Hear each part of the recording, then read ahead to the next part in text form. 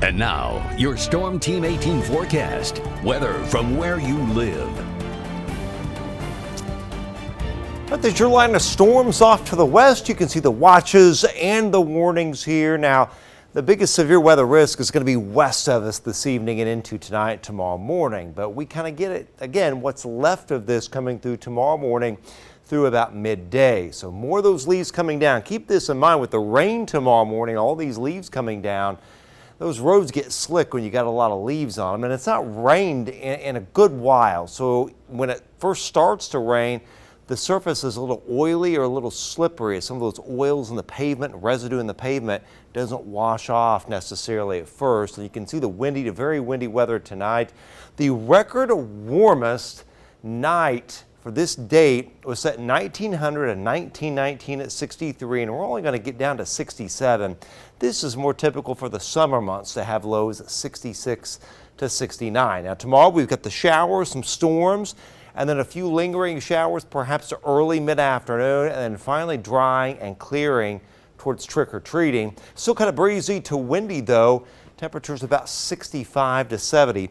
That's where we're going to max out for tomorrow. So for Halloween, luckily the rain's out of here.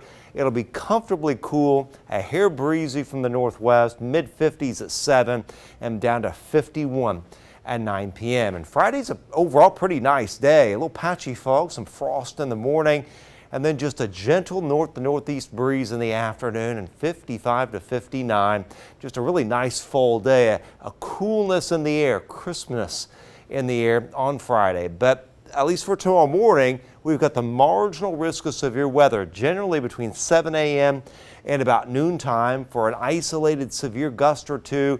And given the fact that the winds very low in the atmosphere are very strong, and they actually do a little bit of a turn. Here at the ground, they're kind of out of the south, and you go up about a half mile or a mile, they turn a little bit more westerly. There's a little turn with height. So you still got to mention that risk of a brief, isolated little EF0 tornado spin up tomorrow morning to midday as well. Watch the clock here. This is 7:30.